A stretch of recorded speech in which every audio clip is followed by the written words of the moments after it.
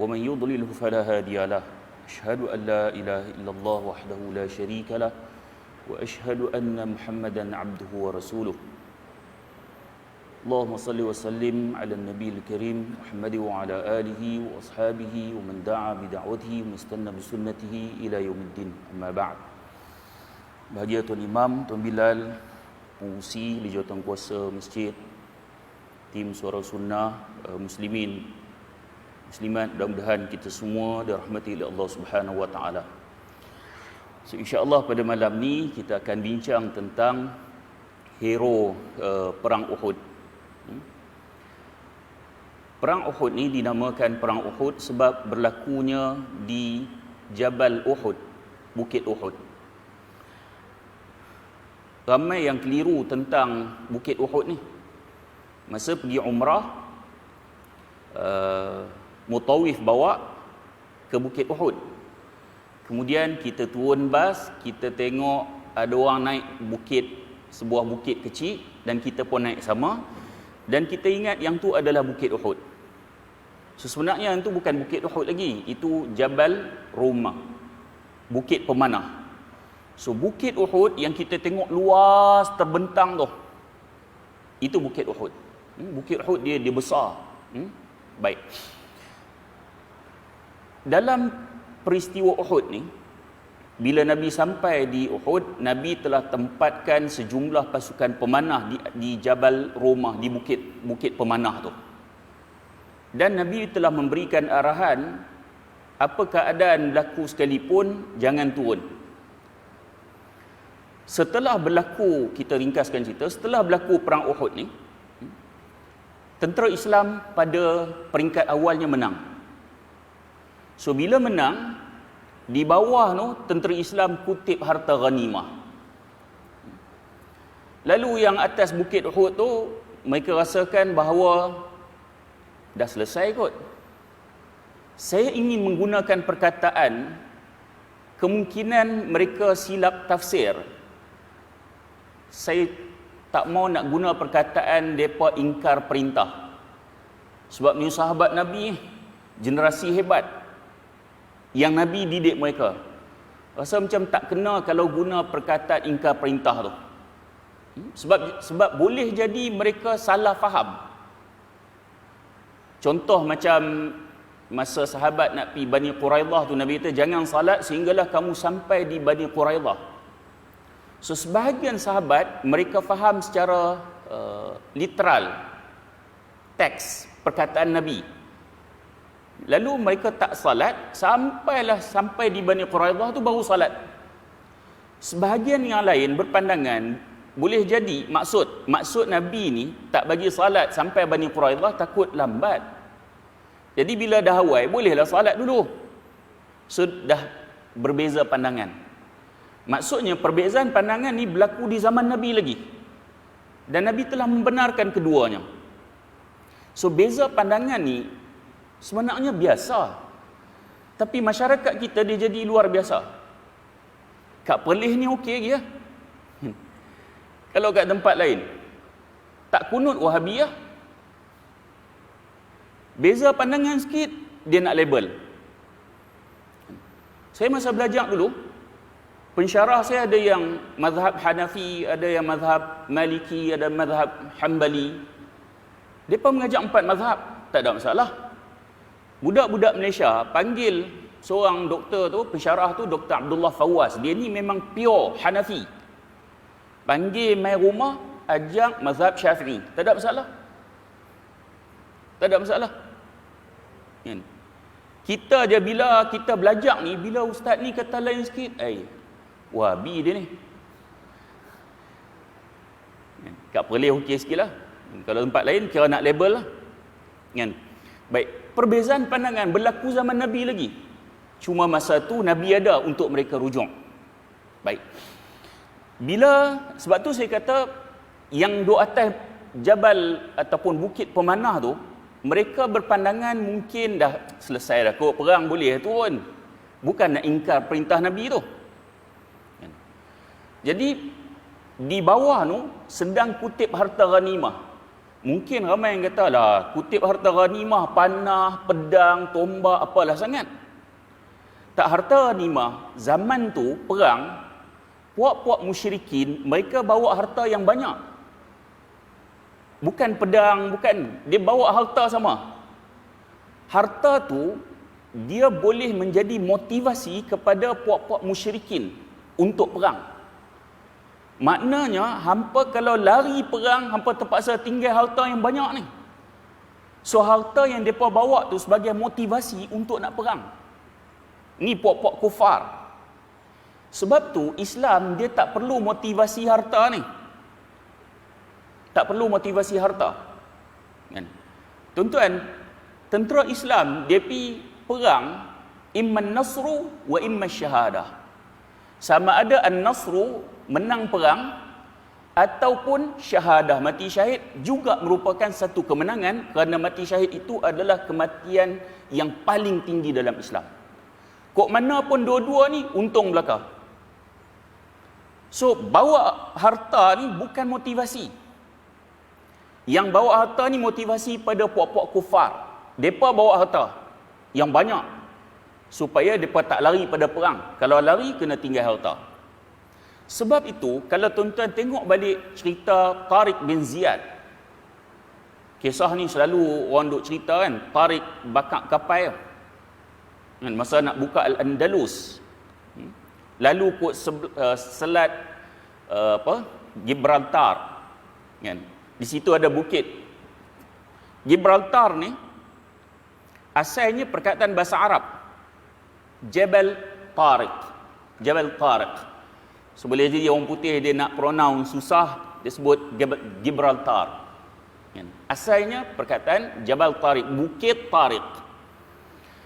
So, duk heboh cerita ataupun kisah tentang bila Tariq bin Ziyad sampai, lalu dia bakar kapal. Dia kata, belakang kamu laut dan di depan musuh. Maksudnya tentera Islam tak ada pilihan, kok mana pun kena lawan. Adakah itu motivasi kepada tentera Islam? Tak. Bahkan pembakaran kapal itu merupakan suatu pembaziran yang tak dituntut oleh Islam. Mustahil. Kerana pada ketika itu misi-misi dakwah ke seluruh dunia, kapal diperlukan. Buat apa bakar? Lepas dah buka Andalus, nak pergi tempat lain pula.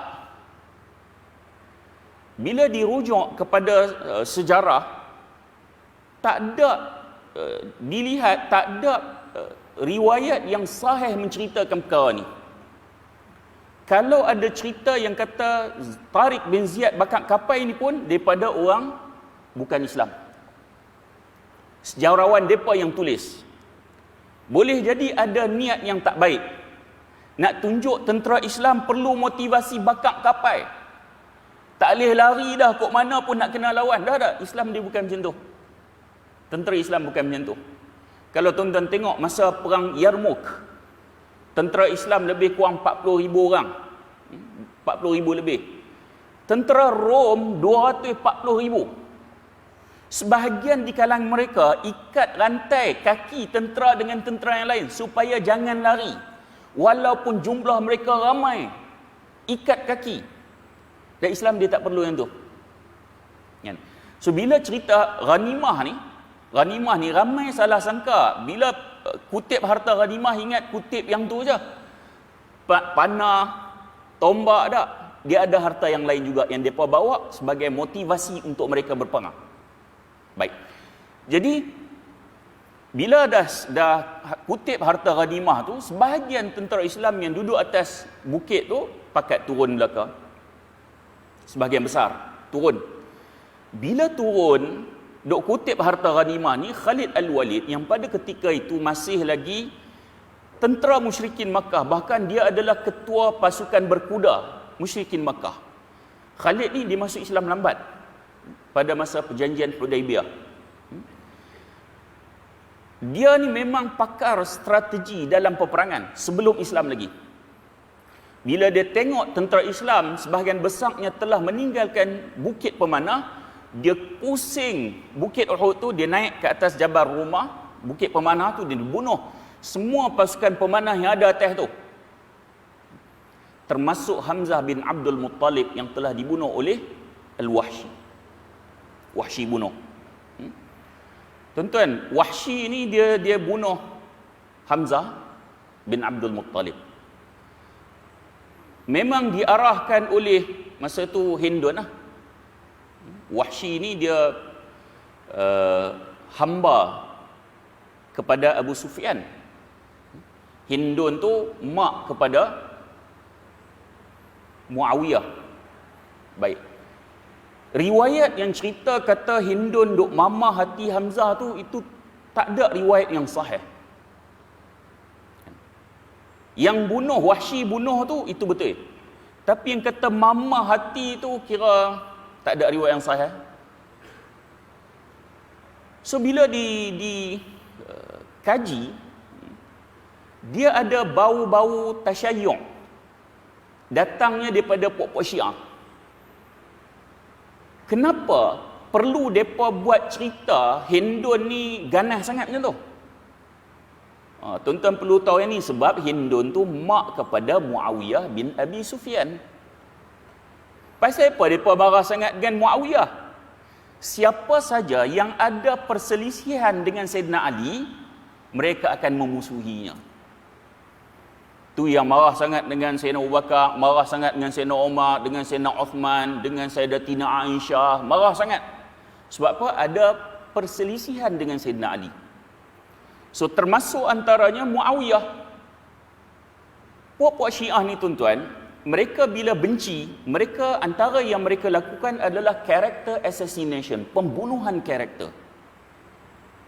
Tak cukup bunuh karakter Muawiyah bin Abi Sufyan, sampai dalam masyarakat kita ni Muawiyah tu kira bukan orang baik. Kau belajar dalam sejarah pun, Muawiyah nak ambil jawatan khalifah tu kira menipu, pilihan raya menipu, nak jawatan khalifah. Orang Melayu tak berani nak buh nama anak Muawiyah, sebab dalam minda orang kita ni Muawiyah ni bukan orang baik. Sedangkan Muawiyah bin Abi Sufyan adalah penulis wahyu Nabi. Maksudnya orang kepercayaan Nabi. Nak jadi penulis wahyu ni mesti orang kepercayaan Nabi. Nabi lantik Muawiyah bin Abi Sufyan. Tak cukup mereka bunuh karakter Muawiyah bin Abi Sufyan, mereka bunuh karakter mak dia, Hindun. Tu yang datang cerita-cerita macam tu. Dahsyat. Dahsyat. Baik. Jadi bila turun dalam Khalid, dia bunuh yang atas tu, dia turun dengan pasukan berkuda ni, di bawah tu tentera Islam dalam keadaan sudah tidak bersedia. Kan, dah pedang semua dah letak, perang dah selesai, tiba-tiba Khalid buat counter attack. Baik, bila turun dalam keadaan tentera Islam tidak bersedia, ada di kalangan tentera Islam sendiri yang cuba melarikan diri dalam keadaan getir tu. Dan pada ketika itu, puak-puak musyrikin Makkah ni, tentera musyrikin ni, mereka sebarkan satu berita palsu, kata Nabi telah mati. Mereka kata Muhammad telah mati. Bila berita itu tersebar, berlakulah semangat yang tinggi di kalangan tentera musyrikin, dan di kalangan tentera Islam semangat itu berkurang. Nabi telah wafat. Orang pertama yang melihat Rasulullah masih hidup adalah Ka'ab bin Malik. Ka'ab nampak dulu. Ni tentera musyrikin duk heboh dah ni. Tentera Islam pun sebahagian percaya, sebab perang ni bukan satu tempat, dia bertebaran. Kalau tuan-tuan tengok bukit Uhud tu luas kan, bertebaran. So sebahagian besar sahabat dia tak tahu pun keadaan Nabi, melainkan sahabat-sahabat yang berada dekat dengan Nabi. Jadi bila berita tu tersebar, tentera Islam percaya. Jadi bila Ka'ab bin Malik nampak Nabi, Ka'ab menjerit, Rasulullah masih hidup, Rasulullah masih hidup. Niat Ka'ab tu bagus. Niat Ka'ab nak bagi tahu pada tentera Islam, nak naikkan semangat supaya tentera Islam tahu Rasulullah belum wafat lagi. Tapi apa yang Ka'ab lakukan itu telah membahayakan kedudukan Rasulullah. Rasulullah suruh diam. Rasulullah suruh diam. Rasulullah bagi isyarat pada Ka'ab suruh diam. Sebab apa? Sebab Rasulullah tak mau nanti musuh tahu tempat Nabi itu kat mana. Tapi akhirnya musuh sudah tahu tempat Nabi di mana.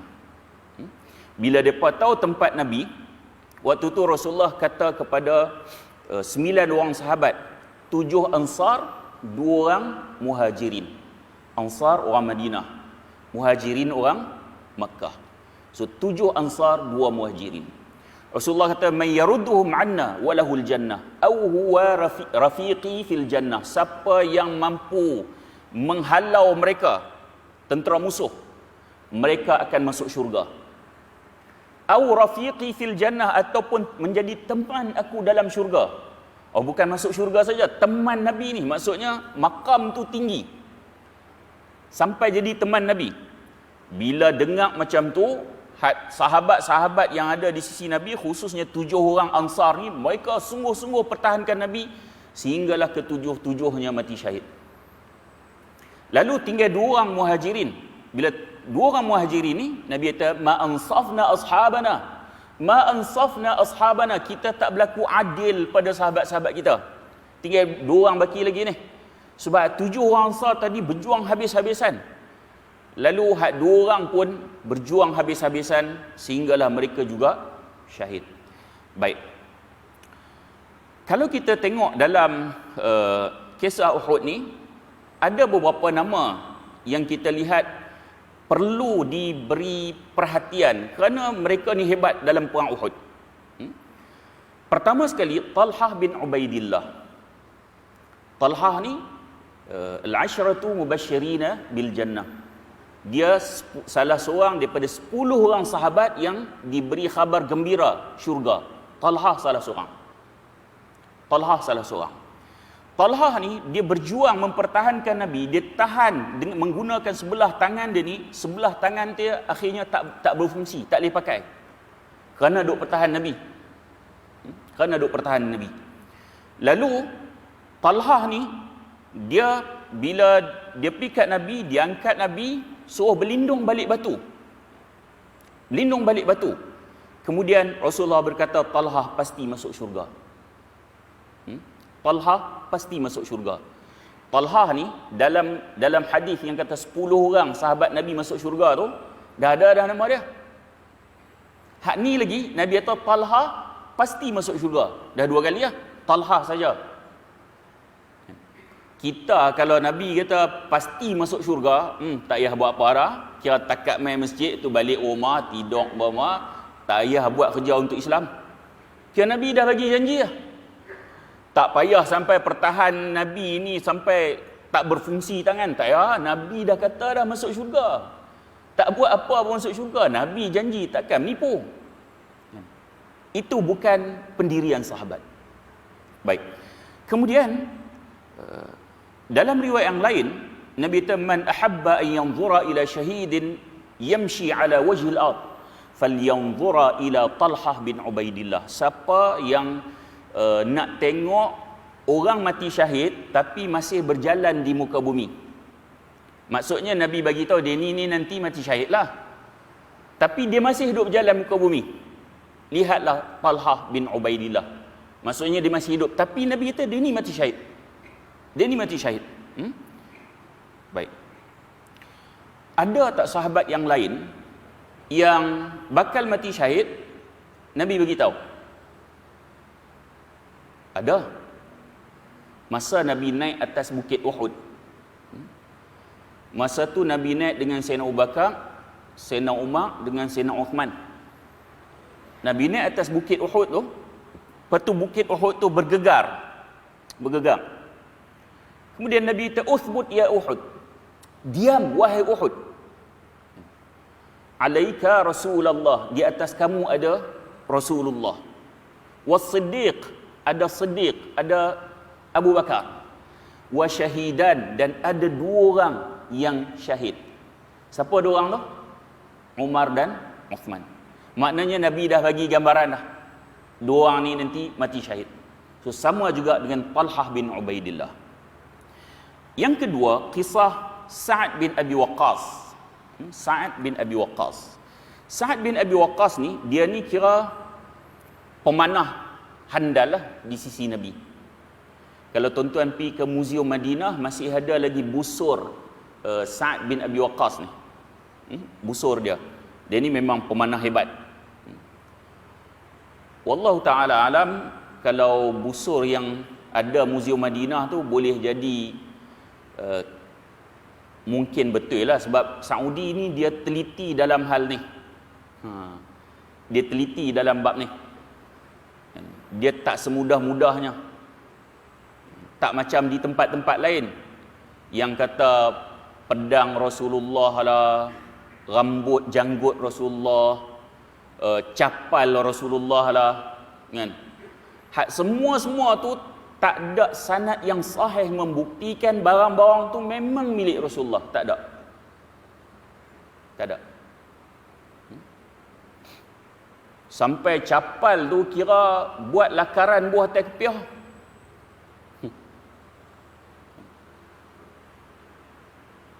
Bersungguh-sungguh ada puak ni.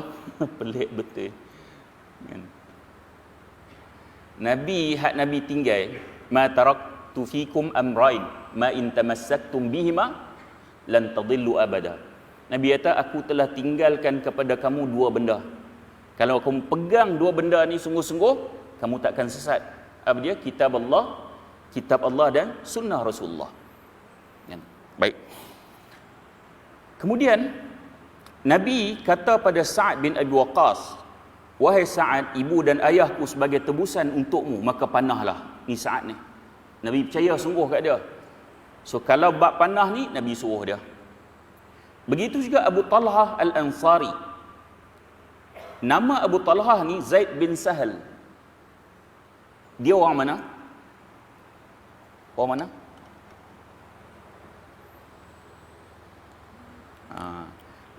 Nama sebenar dia Zaid bin Sahal. Dia dikenali sebagai Abu Talhah Al-Ansari. Orang mana? Orang Ansar lah. Kan? Orang Ansar lah. Kalau tuan-tuan dengar Al-Ansari, orang Ansar lah. Orang Arab, dia berbangga dengan kabilah dia. Dia berbangga dengan kabilah dia. Sampai sekarang, kalau tuan-tuan kenal orang Arab ni macam mana, kita akan rasa perjuangan Rasulullah tu luar biasa. Sebab puak-puak Arab ni dia sumpah setia kepada kabilah dia ni, walaupun kabilah dia buat salah, dia bersama kabilah dia. Orang Arab biasa macam tu. Tambah nak tinggal tempat tinggal, nak tinggal Mekah, nak tinggal kabilah dia, oi mustahil. So kalau kita kenal orang Arab macam mana, bila Nabi boleh bawa sahabat Muhajirin ni berhijrah, kita rasa ni luar biasa. Bahkan sahabat-sahabat Nabi yang Ansar juga meninggalkan kepuakan dia bersama Rasulullah berjuang untuk Islam. Kita akan rasa perjuangan ini luar biasa. Bukan biasa-biasa. Kalau kita kenal orang Arab tu macam mana. Sebab tu kalau tuan-tuan tengok sampai sekarang, orang Arab ni dia ada nama-nama hujung dia ni. Nama hujung dia ni kadang-kadang membawa maksud nama tempat, ada juga membawa maksud kabilah. Kita ambil Syekh yang duk baca Quran kan, Syekh Sa'id Al-Ghamidi. Al-Ghamidi tu kabilah tu. Kan? Bukan nama dia, kabilah dia. Orang Arab. Kalau tuan-tuan tengok hujung tu sama ada nama tempat ataupun kabilah. Hebat. Jadi orang Arab ni dia macam tu. Dia bangga dengan puak dia. Saya masa duk Jordan dulu, masih macam tu juga. Duk berpegang dengan puak ni. Pernah satu ketika depa boleh perang. Antara kabilah ni boleh berlaku perang. Ada seorang anak muda kabilah lain pergi kacau anak dara kabilah lain.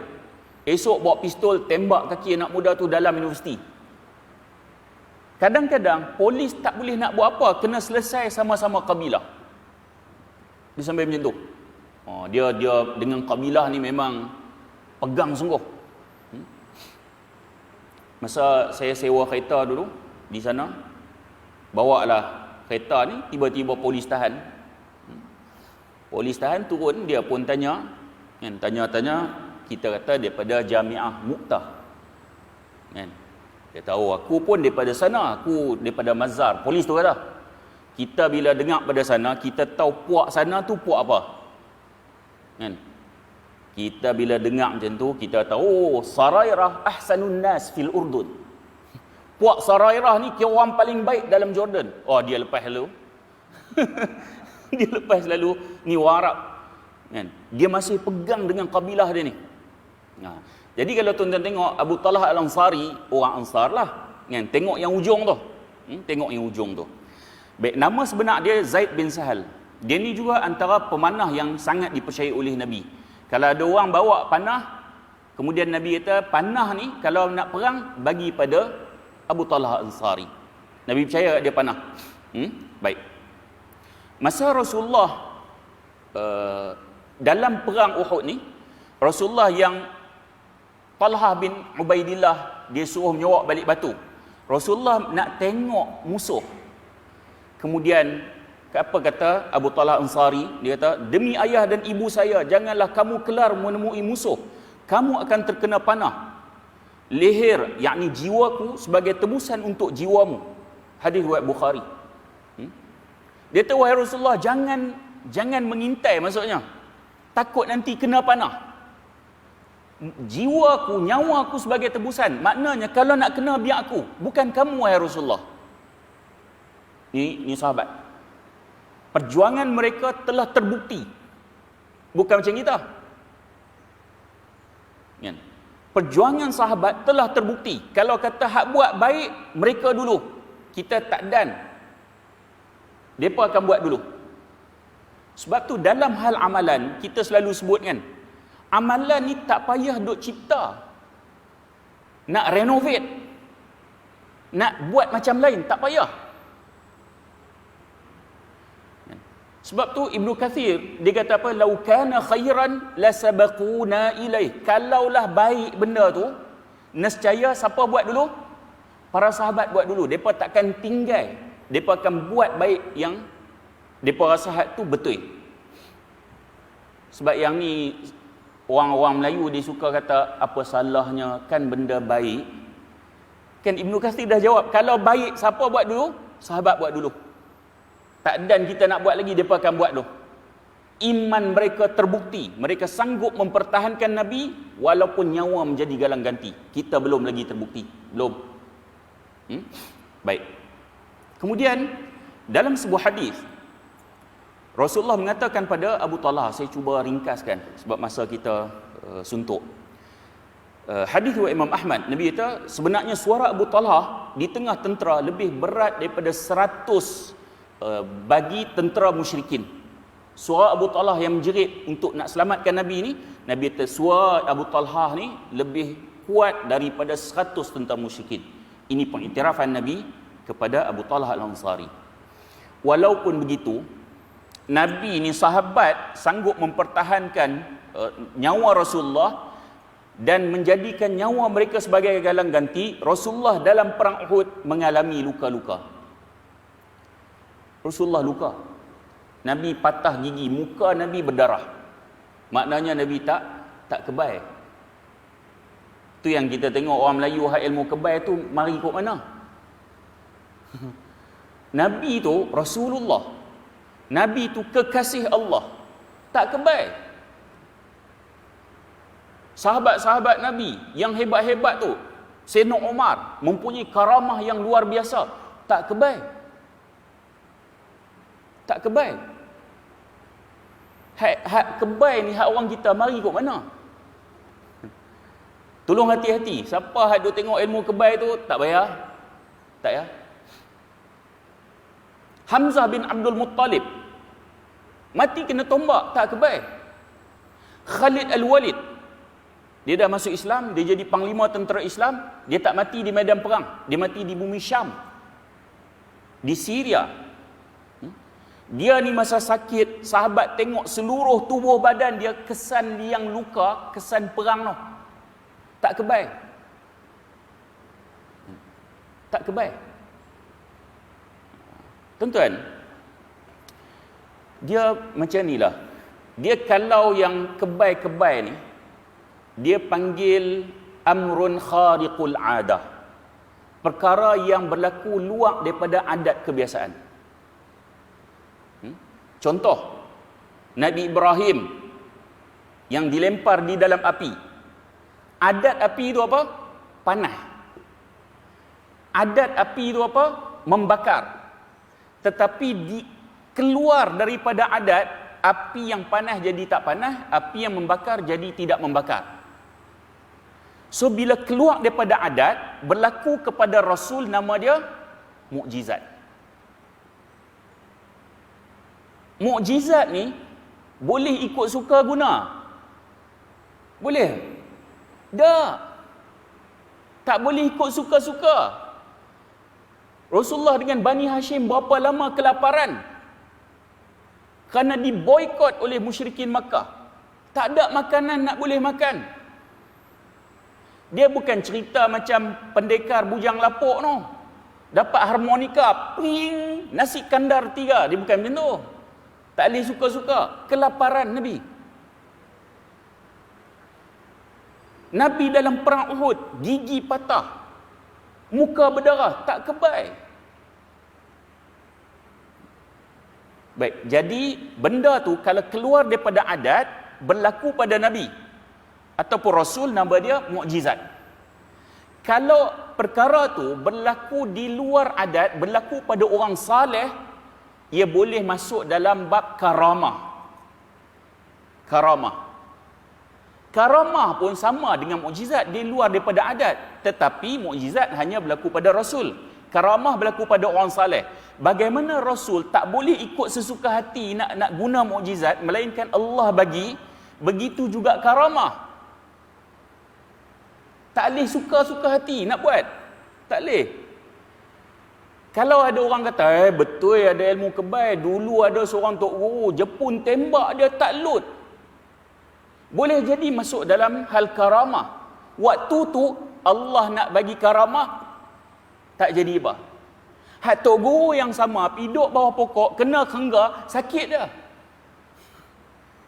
Tu karamah. Kalau tuan-tuan tengok satu buku yang ditulis, saya lupa tajuk dia, ditulis oleh Dr. Abdullah Azzam. Ini tokoh mujahid hebat ni. Dia ialah yang telah mempersatukan mujahidin Afghanistan satu ketika dulu. Masa tu mujahidin Afghanistan duk lawan dengan USSR, Soviet Union. Dia pergi sana, dia menyatu padukan para mujahidin, Dr. Abdullah Azzam. USSR, Soviet Union duk cari dia. Masa tu KGB, sekarang FSB. Akhirnya depa pasang bom pada kereta Dr. Abdullah Azzam di Peshawar. Dalam perjalanan dia dalam kereta dengan 2 anak dia meletup. Ni Dr. Abdullah Azzam. Dia ada tulis satu buku kecil, saya tak ingat tajuk dia. Tak silap saya, Karamah fi Ardil Ma'arakah. Dia tulis bagaimana mujahidin Afghanistan pada ketika itu, kalau datang peluru pandu tembak, kadang-kadang tak ada apa-apa. Dan dalam masa yang lain, mujahidin yang sama kena sikit lah mati. Hari itu tak ada apa. Yang ni boleh masuk dalam hal karamah. Ada pun tuan-tuan pi pasar tani, pasar malam, ada pakcik tu ambil parang. Ni, tengok ni. Kan? Tu amrun khariqul adah, di luar adat. Pisau yang tajam, adatnya akan memotong. Tapi kalau tak potong, dia khariqul adah, dia luar pada adat. Kalau berlaku pada Rasulullah, mukjizat, berlaku pada orang saleh, karamah, kan? Berlaku pada orang yang sebab kita dah katakan, kalau mukjizat ke, karamah ke, bukan boleh suka hati. Tapi boleh ambil pisau, boleh suka hati, waktu tu dia nak tunjuk, yang tu boleh masuk dalam bab sihir. Tolong hati-hati. Tok guru tu guna ayat Quran, dia bukan jampi mentera ni. Dah ayat Quran hak tok guru tu baca, ayat tu turun pada Nabi. Ayat Quran hak tok guru tu baca turun di ketika sahabat ada di sisi Nabi. Tetapi Nabi dan para sahabat mereka tidak kebal. Tolong hati-hati. Baik. Nabi, masa Nabi berdarah muka Nabi ni, Nabi duk usap. Nabi usap muka Nabi. Nabi kata bagaimana orang menyakiti wajah Nabi, mereka akan beruntung, sedangkan Nabi mengajak mereka untuk Islam. Maksudnya tak beruntung ni kira tak ada apa lah esok hangpa. Untung ni nisbah pada akhirat. Kira tak dapatlah hidayah Islam ni. Itu maksudnya. Sebab Allah turunkan ayat teguran pada Nabi. Allah Ta'ala, laisa laka minal amri syai'un aw yatuba alaihim aw yu'adzibahum fa innahum zalimun. Allah Ta'ala tak ada sedikit pun campur tangan kamu dalam urusan mereka. Tak ada campur tangan. Hidayah ni milik Allah. Sebab Nabi kata tak untunglah. Maksudnya depa kira tak ada apa. Dan Allah kata tak ada campur tangan soal hidayah ni. Soal hidayah ni milik Allah. Sama ada Allah nak terima taubat mereka ataupun Allah hukum mereka kerana sesungguhnya mereka orang zalim. Betul? Duduk berapa lama? Hak Nabi pernah kecewa dulu ni. Khalid Al-Walid bukankah masuk Islam? Abu Sufyan bukankah masuk Islam? Ikrimah bin Abi Jahal tu panglima tentera musyrikin Mekah tu masuk Islam. Baik. Kemudian sahabat seterusnya adalah Abdullah bin Jahash. Sebelum perang, Abdullah bin Jahash ni, dia kata sesungguhnya aku bersumpah untuk menemui musuh, sekiranya aku berjumpa dengan mereka, aku harap mereka akan membunuh aku. Kemudian menusuk perutku, memotong hidungku dan telingaku. Sekiranya aku bertemu denganmu ya Allah, dan kamu bertanya kepadaku mengapa berlaku ini, kemudian aku akan menjawab kerana mempertahankan agamamu. Dia ni sebelum perang, dia kata aku harap aku pergi perang nanti ni, kira musuh bunuh aku, robek perut aku, potong telinga aku, potong hidung aku. Sehari esok bila aku jumpa dengan Allah, Allah tanya. Allah tak perlu tanya semaknya. Kan? Tapi Allah ajak sistem kepada manusia, sebab dan musabab. Kan? Baik. Lalu bila Allah tanya pasal apa berlaku macam ni, aku akan jawab, aku berlaku sedemikian kerana aku mempertahankan agamamu ya Allah. Bila berlaku perang, kemudian sahabat-sahabat menemui keadaan Abdullah bin Jahash ni, dan didapati keadaan Abdullah bin Jahash ni, keadaan dia macam mana yang dia nak. Memang betul, dia mati. Perut dia dirobek, hidung dan telinganya telah dipotong. Hak mana dia nak ni? Ni orang hebat ni. Baik, kemudian Amr bin Jamuh. Amr bin Jamuh ni, dia ni kira dia tempang. Dia ni kira OKU lah. Nabi beri keizinan orang yang tak mampu perang, contohnya orang OKU ni tak payah perang. Dia ada lesen, tak payah pergi perang. Cuma dia ni walaupun agak tua dan dia ni OKU, tapi dia teringin mati syahid. Teringin mati syahid, nak mati syahid. Sebab dia tahu nilai mati syahid. Kenapa dalam diri kita tak ada keinginan mati syahid? Sebab kita tak tahu nilai mati syahid tu. Kan? Kalau tahu nilai mati syahid tu, semua orang pakat nak mati syahid belaka. Kan? Paling tidak pun minta doa. Minta doa supaya mati syahid. Ada satu riwayat menyebut kalau orang tu sungguh-sungguh mati, dia minta doa sungguh-sungguh untuk mati syahid, walaupun dia mati di atas katil dia akan mendapat ganjaran mati syahid. Doa dengan syarat sungguh-sungguh. Sungguh-sungguh. Baik. Muslim-muslimat sekalian, Amr bin Jamuh ni, oleh kerana dia sungguh-sungguh nak mati syahid, lalu diminta pada Rasulullah nak pergi perang. Anak-anak dia halang, anak-anak tak bagi. Ayah dah tua, kemudian OKU pula nak pergi perang. Lalu oleh kerana kesungguhan dia, Nabi minta izin pada anak-anak dia, lalu anak-anak dia izinkan. Bila anak-anak dia izin, dia pun ikut. Bila ikut, kemudian Ammar ni, dia pernah tanya pada Rasulullah, wahai Rasulullah, apa pandangan kamu jika aku mati hari ini? Masa nak berlaku perang Uhud ni. Kalau aku mati hari ini, boleh tak aku masuk syurga dengan kakiku yang sebelah ni? Rasulullah kata boleh. Ya. Kemudian Ammar kata, demi Allah yang memutuskan kamu dengan al-haq, insya-Allah aku benar-benar akan menjejakkan kaki ke syurga hari ini. Kemudian dia terjun dalam medan perang dan akhirnya dia mati syahid. Hadis ada dalam musnad Imam Ahmad. Tuan-tuan, ini Amr bin Jamuh. Tua, OKU, tapi teringin nak mati syahid, dan akhirnya Allah berikan ganjaran mati syahid pada dia. Tuan-tuan, mati syahid ni, sebab saya duk ikut yang duk jihad semua ni lama dah.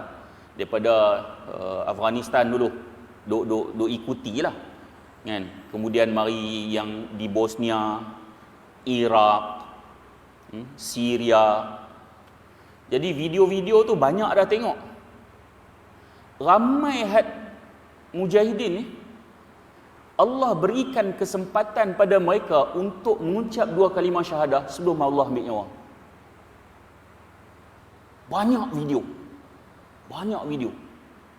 Walaupun mereka parah, teruk kira nyawa-nyawa ikan, Allah bagi ruang untuk dia mengucap 2 kalimah syahadah. Sebab kalimah syahadah di sisi mereka bukan sekadar perkataan, tetapi telah dibuktikan dengan perbuatan. Jihad nyawa ni tuan-tuan bukan senang.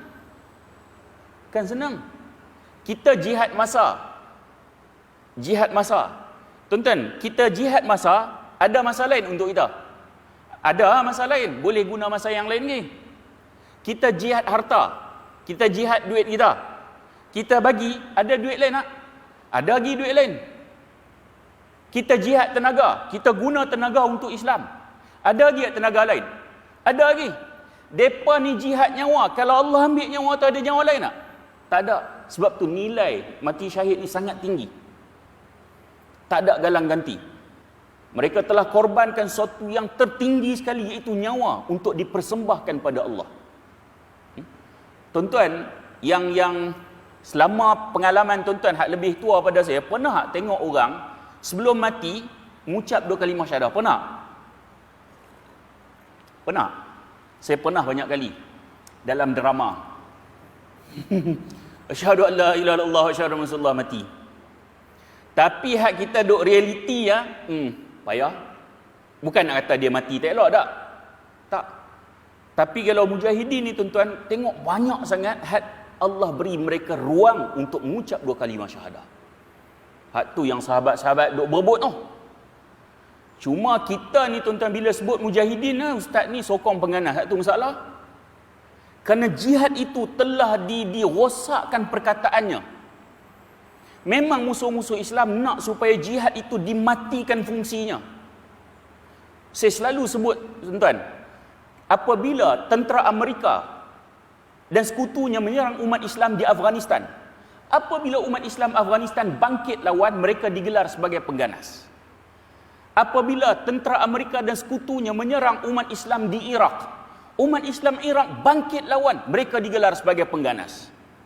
Apabila tentera Rusia masuk ke Chechnya membunuh umat Islam di Chechnya, bila umat Islam di Chechnya bangkit lawan, mereka digelar sebagai pengganas. Tentera India masuk ke Kashmir, bumi Kashmir, membunuh umat Islam di Kashmir, merogol wanita Kashmir. Apabila umat Islam di Kashmir bangkit melawan, mereka digelar sebagai pengganas. Percayalah satu ketika nanti, di Rohingya sendiri pun, kalau umat Islam Rohingya bangkit melawan, mereka akan digelar sebagai pengganas. Seolah-olah musuh Islam nak apa? Kamu bunuh umat Islam sesuka hati. Kamu bom mereka, bakar mereka, rogol wanita mereka. Bila mereka bangkit lawan, kamu label mereka sebagai pengganas.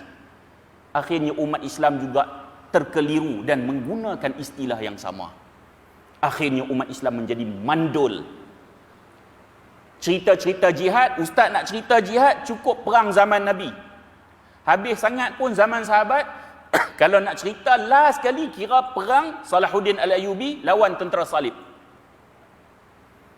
Mari ustaz cerita jihad Iraq, jihad Afghanistan, ustaz ni sokong pengganas. Seolah-olah jihad tu dah tak ada dah dalam kamus umat Islam.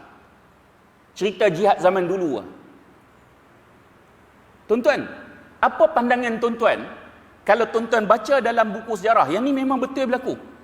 Salahuddin Al-Ayyubi sebelum nak menewaskan tentera salib, dia terpaksa berhadapan dengan pengkhianat-pengkhianat di kalangan umat Islam sendiri. Apa akan tuan-tuan kata? Jahat. Lawan dengan tentera salib, tiba-tiba mereka duk bersatu dengan tentera salib ni. Kita akan kata macam tu bila kita baca sejarah. Apa pandangan tuan-tuan? Amerika dan 28 negara sekutu menyerang bumi umat Islam Iraq. Jutaan umat Islam sampai sekarang tuan-tuan. Saya baca statistik tu, pembunuhan secara langsung dan tidak langsung, kesan peperangan 2 juta. Kenapa orang tak kata yang ini pengkhianat membunuh umat Islam? Apabila tentera-tentera penjajah Amerika dan sekutunya masuk membunuh umat Islam di Afghanistan, berapa ramai di kalangan umat Islam sendiri memberikan walak kepada puak-puak kufar. Kenapa kita tak kata pengkhianat? Sebagaimana kita baca sejarah, tentera Salahuddin lawan dengan tentera salib, bila ada umat Islam yang bersatu dengan tentera salib, kita akan kata mereka pengkhianat. 100 tahun, 200 tahun lagi, benda yang berlaku sekarang akan jadi sejarah. Anak cucu kita akan kata, kita pernah menjadi pengkhianat, telah mengiktiraf puak-puak kufar di dalam membunuh umat Islam. Baik, berapa lama azan ni? Dah masuk Belum ni? Sikit lagi. Kemudian Thabit bin Waqsh dan Al-Yaman, dua orang. Thabit bin Waqsh dan Al-Yaman. Seminit lagi. Kita lepas azan kita sambung sikit. Thabit bin Waqsh dan Al-Yaman, dua orang. Al-Yaman tu bapa kepada Hudzaifah bin Al-Yaman. Kan? Sahabat itu Hudzaifah. Pemegang rahsia Nabi sallallahu alaihi wasallam. Baik, jadi dua orang ni orang tua. Mereka juga ada lesen diberikan oleh Nabi tak payah pergi perang. Sebab tu orang tua yang tak terlibat dalam perang, mereka diharamkan untuk tentera Islam bunuh. Sebelum Konvensyen Geneva dibuat 1400 tahun yang lampau, Nabi dah ada undang-undang tentang perang. Tak boleh bunuh kanak-kanak, tak boleh bunuh orang perempuan, padri-padri, orang agama yang tak terlibat dalam perang tak boleh. Pergi laluan azan.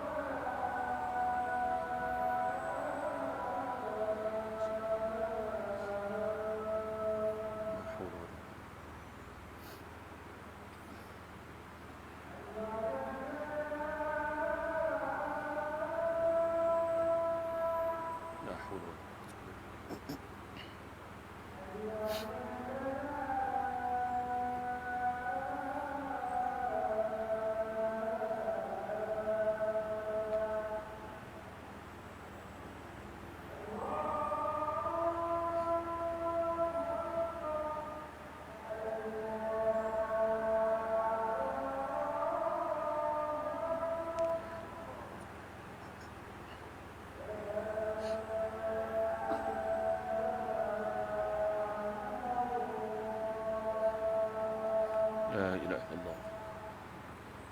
Salat.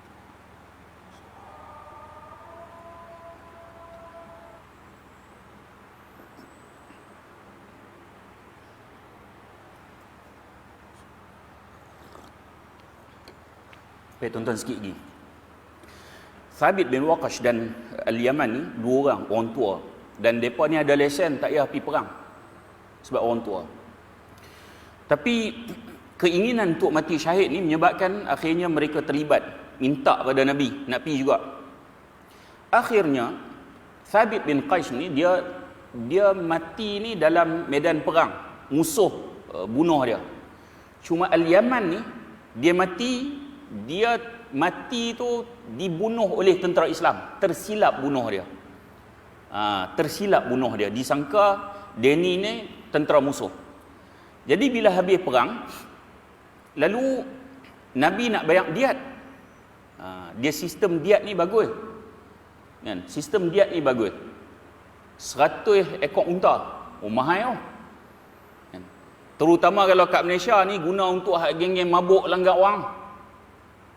Tuan-tuan tengok, mabuk langgar orang ni kira kebanyakannya hak mati tu dia ni hak duk cari rezeki untuk keluarga. Ada seorang orang Perlis tu yang 5 orang anak tu. Isteri tak kerja. Anak 5 orang. Lepas tu hak mabuk tu kena hukum 5 tahun. Hak depa dapat apa? Dalam Islam dia kena bayar diat. Paling tidak hak keluarga ditinggalkan tu dia ada boleh usaha untuk kehidupan seterusnya. Itu diat. Lalu bila Rasulullah nak bayar diat, Hudzaifah dia enggan. Diat ni dia kata bagi untuk kepentingan umat Islam. Baik. Kemudian Hanzalah bin Amir, yang ni kumpulan Rabbani buat nasyid tu, Hanzalah. Dia ni kira pengantin baru. Malam pertama dia tu, dia bersetubuh dengan isteri dia. Tak sempat mandi wajib, kemudian panggilan perang. Dia pergi perang. Dan dia mati syahid. Kemudian Nabi kata, dia ni Hanzalah ni, malaikat telah memandikannya. Sebab tu Hanzalah ni juga digelar sebagai Ghasilul Malaikah. Malaikat memandikan dia. Kan? Ni Hanzalah. Hebat ni sahabat. Kita kalau kira hari itu malam pertama, subuh pun boleh terbabas tu. Dia pergi perang. Dia pergi perang. Baik. Kemudian Amr bin Uqaish. Amr bin Uqaish ni asalnya dia memang lawan Islam. Dia lawan Islam. Kemudian akhirnya bila dia balik, dia pergi satu tempat, dia balik ke Madinah, dia tengok semua kawan-kawan dia ni dah memang masuk Islam dah. Tak ada. Rupa-rupanya tanya-tanya pakat pergi perang. Lalu dia pun siap diri, dia beriman. Dia ni asalnya lawan Islam, dia beriman. Dan dia pergi nak tolong tentera Islam. Sampai di medan perang ni, kemudian dia masuk dalam tentera Islam ni, para sahabat kata jauh diri pada kami sebab sebelum ni memang duk lawan Islam. Kemudian dia kata aku telah beriman. Lalu dia masuk lawan. Bila dia lawan ni, akhirnya dia cedera parah. Cedera parah. Bila cedera parah ni, kemudian bila dah habis perang, sahabat-sahabat bawa dia ni, jasad dia ni bawa balik ke rumah dia. Bawa balik ke rumah dia. Masa tu Sa'ad bin Mu'adh dia pergi dekat adik dia kata salihi hamiyah. Salihi hamiyatan liqaumika aw ghadaban lahum am ghadaban lillah. Faqal bal ghadaban lillah. Dia bagi tahu kat adik ni, tanya dia ni tadi perang ni kerana marah sebab pertahankan kabilah ke, puak ke, ataupun perang sebab marah kerana Allah. Akhirnya dia kata marah kerana Allah. Sebab kan kita dah cakap orang Arab, dia puak dia betul ke salah, dia akan pertahankan. Itu yang Sa'ad bin Mu'adh ni dia suruh tanya, perang tu sebab nak pertahankan kabilah ke ataupun nak kerana marah tu kerana Allah. Dia termarah kerana Allah. Akhirnya dia mati syahid. Dia ni Kalau orang tanya, tuan-tuan, dia inilah orang yang mati syahid, masuk syurga tanpa pernah salat walaupun satu waktu. Kan dia saya bukan Islam. Akhirnya dia pergi perang. Pergi perang pula, cedera parah, mati syahid, tak pernah salat. Amr bin Uqaish. Baik, ini adalah pejuang-pejuang, hero-hero ketika perang Uhud. Baik, last saya nak tutup. Saya nak cerita sikit je tentang Masjid Hagia Sophia. Masjid Hagia Sophia. Masjid Hagia Sophia ni yang kat Istanbul, Turki tu, yang tu asalnya apa? Gereja. Asalnya gereja. Kemudian Sultan Muhammad Al-Fatih telah beli. Ada dokumen. Saya share di Facebook, ada dokumen. Dan bila beli, dia jadikan masjid. Bila dia beli jadikan masjid, so yang tu Hagia Sophia tu sebenarnya apa? Masjid lah. Ikut suka dia, dia beli, kemudian dia jadikan masjid, jadi masjid lah. Baik. Pada tahun 1931, Mustafa Kemal Atatürk, bila puak sekular perintah ni, secara rasminya Daulah Uthmaniyah dijatuhkan secara rasmi 3 Mac 1924. Tapi sebelum tu dah lemah dah. Dah dilemahkan, dan lemah juga dilemahkan. 1931 Mustafa Kemal Atatürk telah melarang orang untuk pergi ke masjid tu. So masjid tu tutup. Masjid Hagia Sophia ni. 1934 kabinet telah memutuskan bahawa Hagia Sophia menjadi muzium. Jahat tu. Jahat. Saya pernah pergi ke Hagia Sophia. Tuan-tuan memang boleh nampak ada sikit kesan-kesan gereja tu, dan tuan-tuan boleh nampak dengan jelas itu memang masjid. Ada mihrab dia, memang masjid. Tapi pelancong-pelancong dok pergi pakai kasut masuk dalam tu muzium. Kita pergi pun dengan rasa berat hati. Tengok ini dulunya masjid. Dan 2-3 minggu yang lepas, Erdogan berjaya menggunakan keputusan mahkamah untuk membatalkan Hagia Sophia adalah muzium. Alhamdulillah, dan ia kembali menjadi masjid. Kembali menjadi masjid. Keputusan yang dibuat oleh Erdogan, tuan-tuan, ditentang oleh kufar seluruh dunia. Amerika bantah, Rusia bantah, Eropah bantah, Kristian Ortodok bantah, Pop yang paling besar sekali bantah. Puak kufar seluruh dunia bantah. Apa yang berlaku di Armenia, masjid ditukar jadi kandang babi, tak bantah pun. Masjid di Turkistan Timur dijadikan oleh kerajaan komunis Cina, jadikan pub, tak bantah pun. Berapa banyak masjid yang telah dirosakkan, ditukar fungsinya, tak bantah pun. Ni pok-pok kufar ni. Bila Erdogan hanya kembalikan Hagia Sophia yang memang masjid kepada masjid, bantah. Walan tarda anka al-yahud walan nasara hatta tattabi'a millatahum. Puak Yahudi Nasara ni mereka tak akan redha sampailah kamu mengikut millah mereka. Sungguh. Tuan-tuan, Erdogan berhadapan dengan puak-puak kufar seluruh dunia. Kita bukan taksub Erdogan, tak. Tapi kita sedang mencari-cari orang yang mampu menggerakkan kekuatan umat Islam semula. So bila ada tokoh yang boleh mengembalikan, sekurang-kurangnya kita tunjuk solidariti. Di ketika dia berhadapan dengan seluruh kufar seluruh dunia, takkanlah tak ada umat Islam yang berani menunjukkan solidariti, menyokong usaha ini. Takkan nak biar umat Islam Turki je. Tuan-tuan tahu masa Daulah Uthmaniyah perang dulu, ni tanah Melayu pernah kumpul infak bagi kepada kerajaan Uthmaniyah untuk membantu kerajaan Uthmaniyah di dalam berhadapan dengan musuh-musuh Islam. Kita pernah begitu.